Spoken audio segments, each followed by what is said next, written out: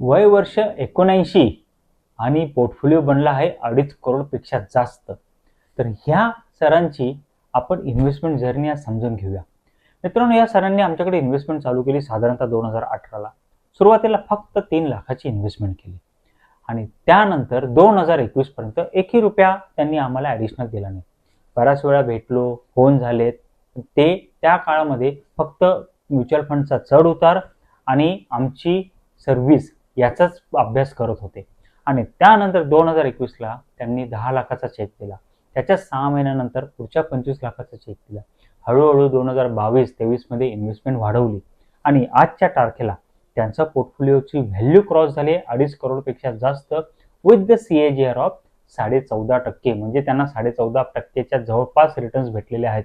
मित्रांनो, त्यांचा पोर्टफोलिओ तर आम्ही कन्झर्वेटिव्ह अप्रोचने बनवलेला आहे. का? कारण वय जास्त आहे, पण तरी सुद्धा 14.5% एवढे रिटर्न्स त्यांना लकीली जनरेट झालेले आहेत.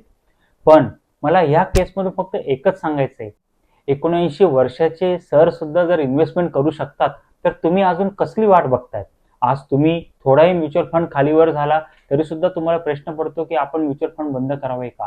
त्यांचा 2.5 करोडमध्ये किती अप अँड डाऊनची व्हॉलॅटिलिटी होत असेल, पण तरी सुद्धा यांना विश्वास बसलाय की लॉंग टर्मला म्युच्युअल फंडमध्ये वेल्थ क्रिएट होऊ शकते आणि दीपकची प्रोसेस ही एकदम व्यवस्थित आहे.